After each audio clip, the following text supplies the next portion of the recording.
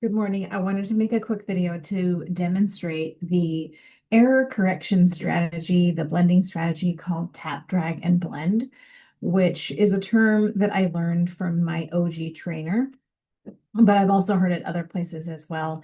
I like it because I can see myself and I can see students tapping and then dragging with their finger, like physically using a manipulative or a pen to drag the sounds across the paper or the board, and then blending with their voice the sounds that they hear. So tap, drag, and blend. So if you say it too fast, kids think you're saying dragon. So understand that you're actually dragging, like pulling something across the page physically, like with a chip or a marker or your pen. So this is tap, drag, and blend. You're going to use this strategy, and students are going to use this strategy as well, but you have to teach it to them first, especially I talk about it a lot in when I'm on the oral recording sheet for the passages when you are doing error correction.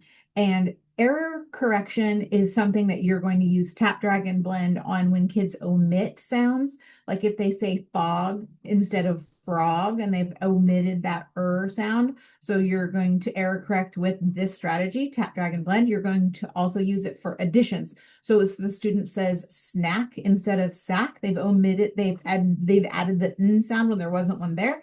You're going to go back to tap, drag, and blend because it really forces students to orthographically map just the sounds that are there in a left to right order.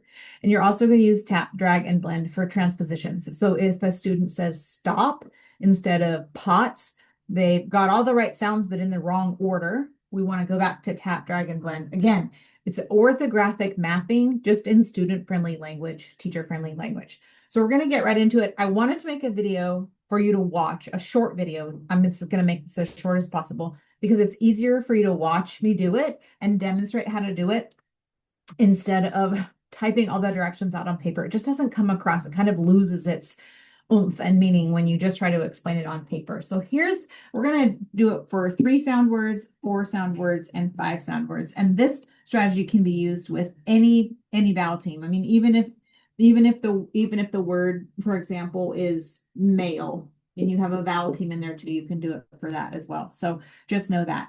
So tap, drag, and blend goes something like this. It's a very much a call and response type situation. So you are going to be in the end, you're going to be tapping right here, tapping. I'm going to use a dot to show taps. You're going to tap and students are going to say the sound, B. Okay. Then you're going to tap on the second sound. They're going to say, So now they're going to blend, you're going to drag B and together to get B.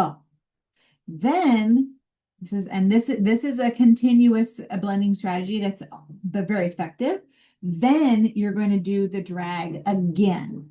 And the students say "ba" and then add "g" and "bug." So you're constantly always going back to the beginning sound, back to the beginning sound, back to the beginning sound with that continuous drag.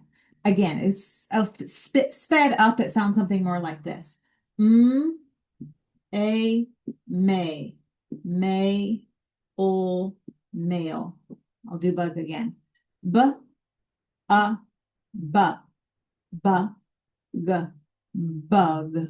All right, let's do this one. V, e, ve, ven, vent, vent. Always back to the beginning. Let's do a 5 sound word. S, t, st, st, sta, stamp, stamp, stamp. So you see how you are going to be continuously going back to the beginning.